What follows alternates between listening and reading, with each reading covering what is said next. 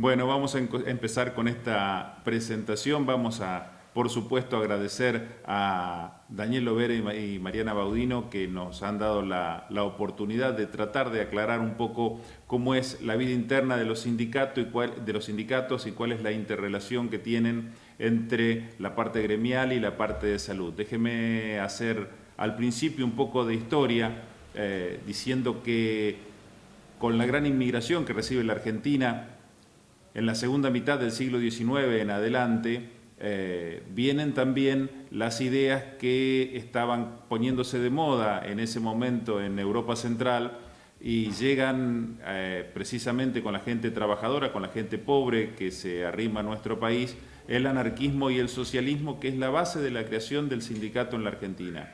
El anarquismo y el socialismo tenían la misma idea, que era la lucha de clases entre empleadores y empleados, pero el anarquismo la pensaba como que el poder en el Estado no era un Estado en sí, sino que era todo para poder discernirse en asambleas populares, mientras que el socialismo, después de lo que había escrito el alemán Karl Marx, pretendía llegar al poder mediante una revolución, cosa que abandona años después el socialismo para formar partidos políticos y así integrarse a la vida nacional. Ese tipo de ideas hace que se conformen, con ese tipo de ideas hace que se conformen diversos sindicatos. El primero, la Unión Tipográfica, que se funda en 1878. Es importante contar que van a una huelga un mes después de formados pidiendo una reducción de jornada de trabajo, porque estaban trabajando más horas y querían trabajar nada más que 12 horas en verano y nada más que 10 horas en invierno. Fíjense en las condiciones que trabajarían con anterioridad. Así todo, se accede a los pedidos de la Unión Tipográfica, pero el sindicato se disuelve poco después y todo lo que habían conseguido cae en saco roto.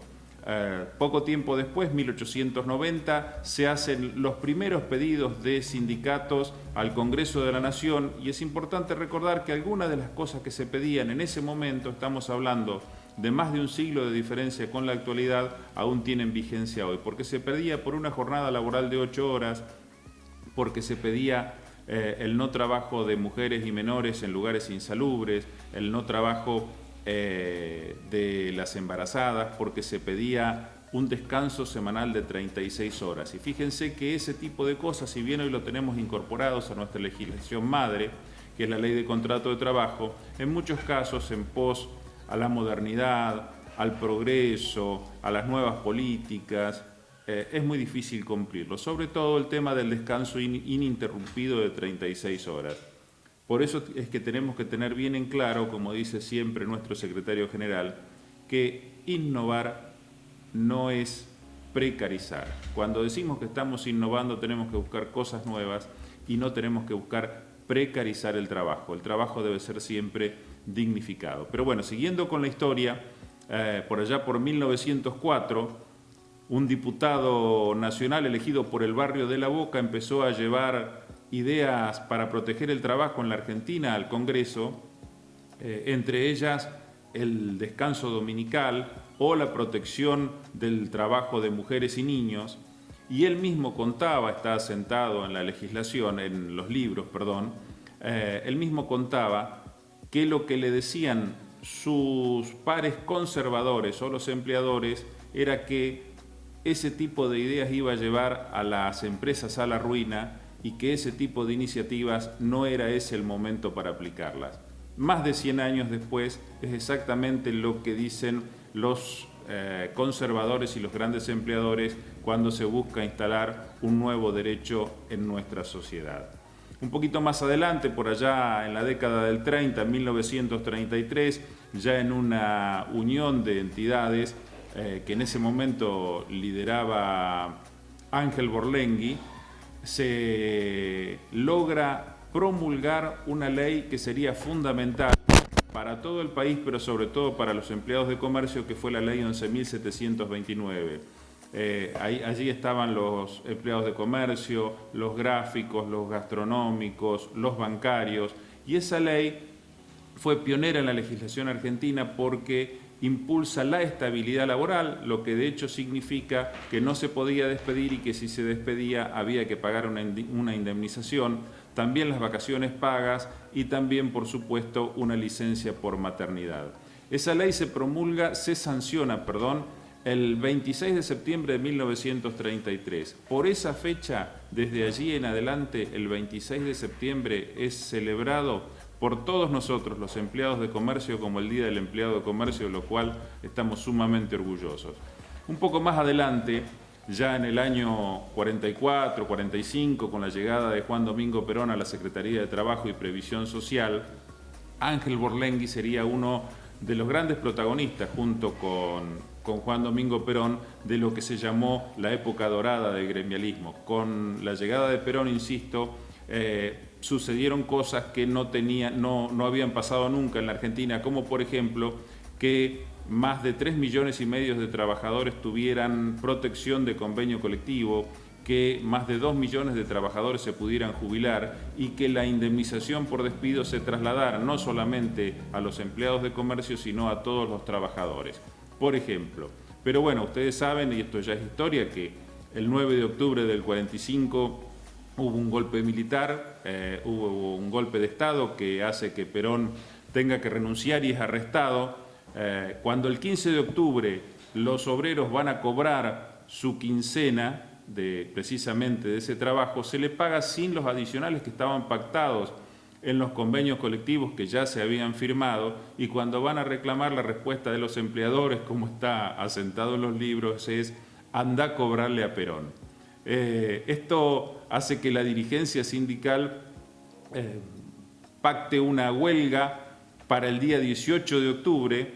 Todos sabemos que esa huelga no se llega a realizar porque un día antes se produce el famoso 17 de octubre, con la llegada de los trabajadores de todo el conurbano y de los barrios aledaños de Capital a Plaza de Mayo, logrando la liberación de Perón y adelantando las elecciones con las cuales Perón llegaría al poder de la mano del recién fundado Partido Laborista. Pero bueno, esto es un simple pincelazo de lo que era la historia del sindicalismo argentino, simplemente para contarles que de allí en adelante vivimos una época de muchos inviernos y muy pocas primaveras, o de muchas nubes y muy pocos soles, en el cual recién salimos después del año 83, después de las idas y vueltas de los golpes de Estado, para llegar a una realidad que nos tiene un poco más, si se quiere, complicado en cuanto a lo que tiene que hacer el sindicalismo,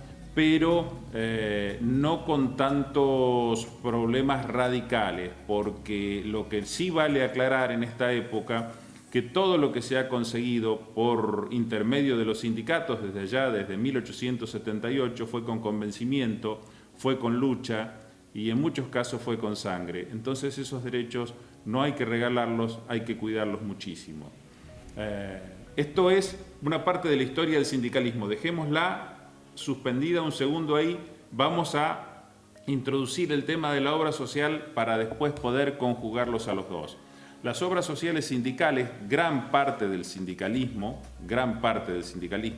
se generan por allá, por la década del 60, por la década del 70 en la República Argentina. Precisamente nuestra obra social, tal cual la conocemos, no, pero con otro nombre, se creó en el año 64 como Instituto Médico Mercantil. Después toma su nombre de obra social para empleados de comercio y de actividades civiles en 1972. Ahí toma el nombre de nuestra queridísima OSECAC. Y las obras sociales solidarias, juntamente a los sindicatos, generan una gran solución al problema de la salud, a solucionar los problemas de salud en la Argentina, porque las obras sociales tienen un sistema, al tener una diversidad etaria muy grande, tienen un sistema que se hace solidario y se hace eficiente. En los primeros años de trabajo de una persona aporta y prácticamente no utiliza la obra social. Los jóvenes de 18 a 24 años, de esa edad en adelante, en su adultez, se utiliza la obra social con los embarazos, con el nacimiento de los chicos, con el control de los chicos y en el caso de comercio específicamente con algún tipo de dolencia que tiene que ver con el sedentarismo, como problemas en las articulaciones, hipertensión, algún problema de diabetes o algo parecido. Y recién después, cuando están llegando a la tercera edad, es cuando más se utiliza la obra social, pero entre las tres partes etarias es lo que hace que la obra social funcione. En realidad durante muchísimo tiempo funcionaron de maravilla, pero con el advenimiento de una política liberal en los años 90, bajo la presidencia del doctor Menem, se decidió que las obras sociales que estaban funcionando también no tenían que funcionar así, sino que podía haber libre elección de obras sociales. Eso llevó a un problema porque cada convenio colectivo tiene sus dolencias y enfermedades particulares. No es lo mismo las particularidades de un empleado de comercio que de un empleado rural que de un empleado metalúrgico. Pero bueno, al decretar la libre elección de obras sociales, empezaron a haber cambios, pero no fue solo eso, no fue solamente cambios entre sindicatos, sino que legalmente se le permitía a obras sociales prepagas asociarse con algunas obras sociales gremiales, lo hicieron con obras sociales con muy pocos afiliados, y captar así la parte más cómoda, si se quiere, de captar y que más ganancias le llevaban, que es la parte joven de los trabajadores, y eso le sacó financiamiento a las obras sociales gremiales.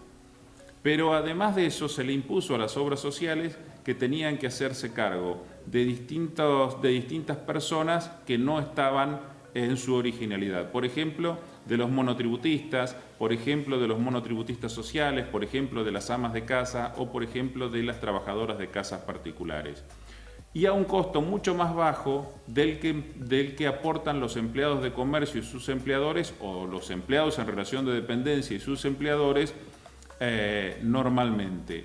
Con otra desventaja, quienes entraban a las obras sociales sindicales desde esos lugares, venían con una carencia de salud que implicaban un gasto extra a las obras sociales. Eso también desfinanció a las obras sociales. Y finalmente, si recordamos que en los últimos 4 años el salario de los trabajadores cayó más de un 45% en dólares, obviamente la recaudación de las obras sociales también cayó por una cantidad proporcional.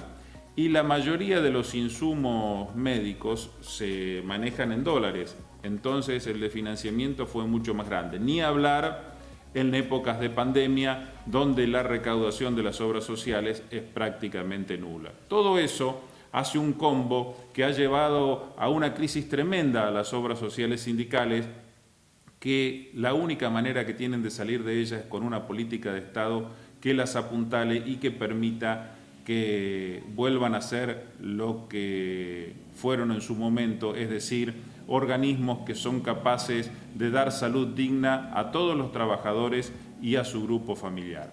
Ahora, tenemos el sindicalismo y tenemos las obras sociales sindicales. Cuando lo aglomeramos, nos vamos a los sindicatos de base.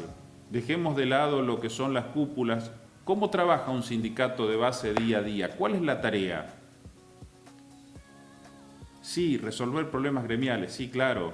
Cuando alguien tiene un problema con un despido, con un recorte de derechos, sí, esa es la tarea, pero no es la tarea fundamental. O cuando alguien viene con un problema de salud que no tiene una fácil resolución, sí, también, pero no es la tarea fundamental. La tarea fundamental que realiza el sindicato de base todos los días es la tarea de contención, sobre todo en épocas de crisis, de contención de los afiliados. Nosotros estamos día a día con cada una de las personas que vienen al sindicato, tratando de escuchar los problemas, sobre todo escuchar los problemas. Eso es lo primero que necesita la gente, ser escuchada. Eso es lo que hacen los sindicatos de base todos los días. Después, si esos problemas se pueden solucionar, muchísimo mejor, pero lo fundamental es escuchar, es hacer que la otra persona se sienta escuchada.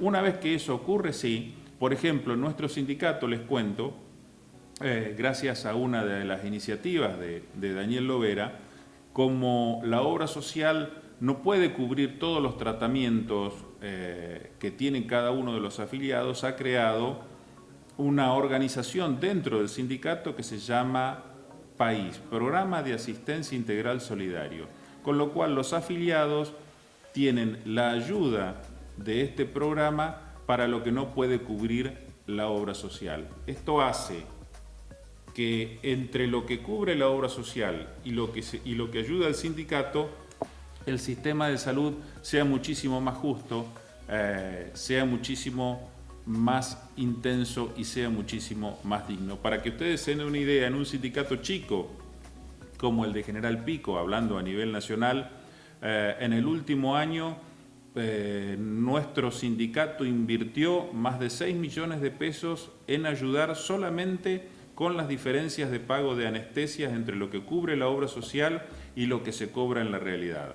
Esto súmenlo a todas las prácticas médicas y van a tener una suma de dinero muy, pero muy importante. Esta es la realidad de los sindicatos de base en la República Argentina.